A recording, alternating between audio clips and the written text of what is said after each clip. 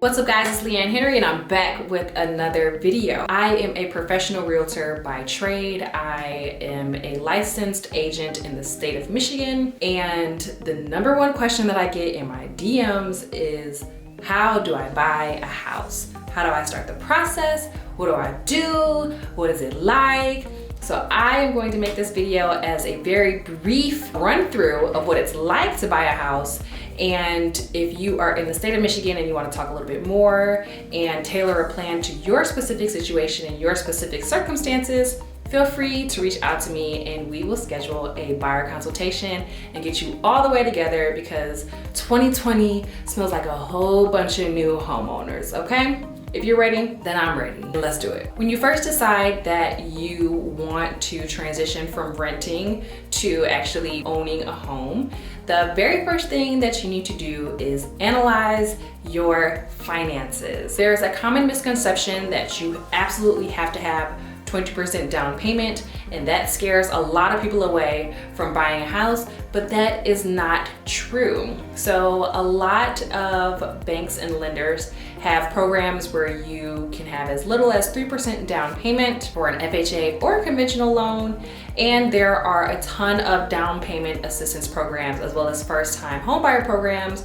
that are available to you. So make sure you check out those programs specific to your state. And if you're in the state of Michigan, shoot me an email and I'll be happy to send you over some links to chat with you about that. Just because your down payment could be as low as 3% does not mean that that's all the money that you're coming out of pocket with. So on average, home buyers spend between 6 to 8% of the total cost of the property to close on the loan.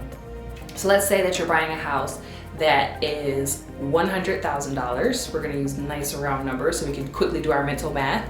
So if you're buying a house that's $100,000, you can expect to pay between $6,000 and $8,000 out of pocket. Now again, that number can fluctuate depending on a number of circumstances, if we negotiate seller's concessions, if you get down payment assistance, etc., etc. But a general rule of thumb is to have between 6 and 8% saved. How much money that is depends on how extravagant of a house you're looking for or what area that you're looking in. That'll play a role. So just make sure that you do your research. Once you have that all set and squared away, the next step is to meet with a trusted realtor. So once you meet with a trusted realtor, you're gonna have a buyer consultation, and the first thing that they're gonna tell you, which is the first thing that I tell my clients, is you need to get pre-approved. A lot of people just want to jump in and start looking at houses because they've been fantasizing on Zillow and scrolling on Trulia and Realtor.com and all that good stuff, and it's amazing. Yay, I'm happy for you. The process has begun. However, can't ignore the steps in the process. So you can't go from saving money to automatically jumping in to buying a home. You have to get pre-approved. What is a pre-approval gonna do for you? The bank is gonna do a deep dive into your finances.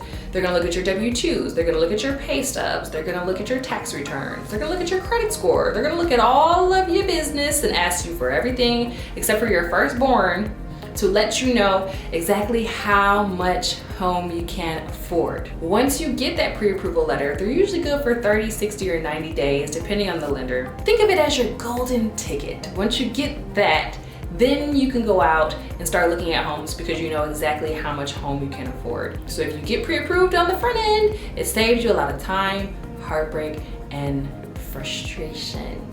Once you get pre-approved, then we go out looking for your house. Some people find their house within the first few, others take a considerable amount of time. On average, my buyers find their houses within 30 days. That's going out about once a week, depending on their schedules, but you always make exceptions if there's a really awesome house that like popped up on the market day of, and you know it's gonna go fast, so you wanna get them in there and check it out, etc., etc. Once you find your house, then your realtor is going to do a comparative market analysis on the property and make sure that what it's listed at is what the property is actually worth.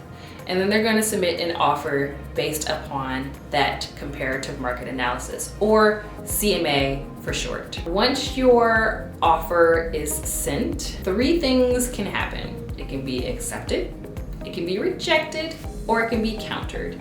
If your offer is accepted, hooray! If your offer is rejected, don't lose hope quite yet. I like to call, find out like, why was it rejected? Did they need something else to make the deal happen?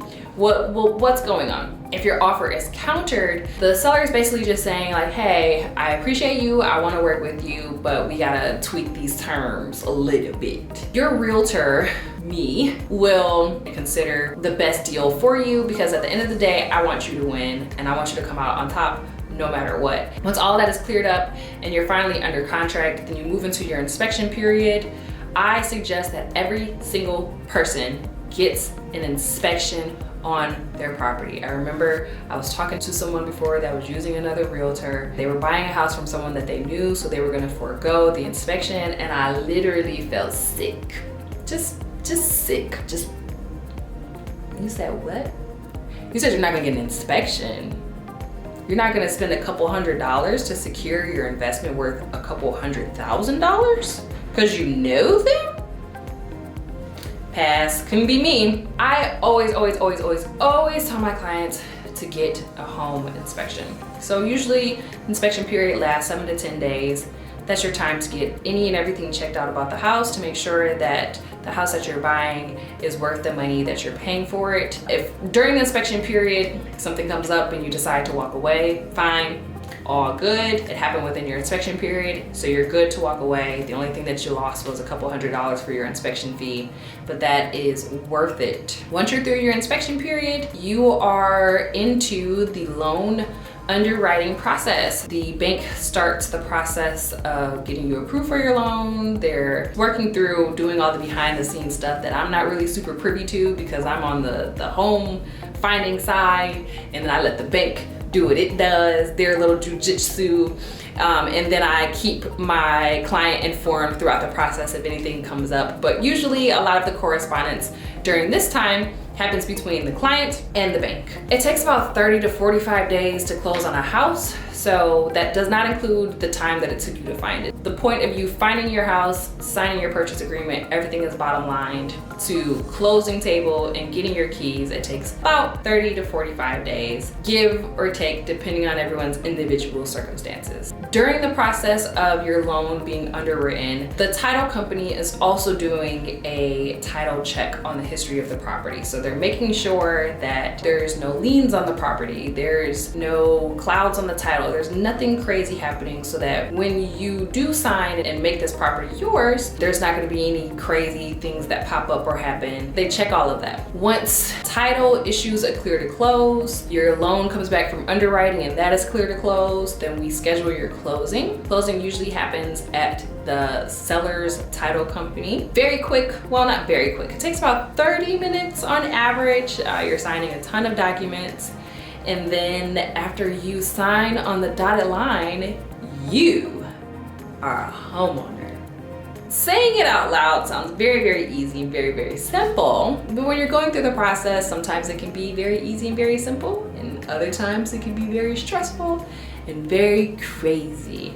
I've had a couple of crazy ones, and I've had really, really beautiful God-sent ones. But throughout all of it, the goal remains the same, which is to get you into a house that you love and hand you those keys and take pictures with our sold sign and boomerangs to post for the gram, okay? Because we're millennials and that's what we do. We flex. We flex with our house keys, we flex with our cars, we flex with any and everything, but a homeowner flex is one of the hardest flexes out there. And I wanna give that to you. If you have any questions about home buying, about the process that I just sped through, how to get your process started, make sure to let me know in the comments below. You can hit me up on Instagram at Leanne_Henry. You can send me an email, which is also in the description box below. And I am sincerely hoping that you all are making great financial decisions this year and that you end this year with the keys to your home. So if you enjoyed this video, please make sure to like,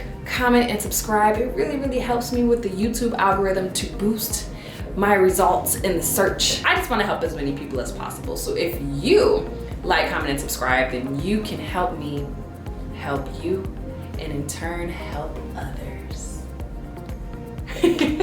Thank you guys so much for watching, and I'll see you in the next one.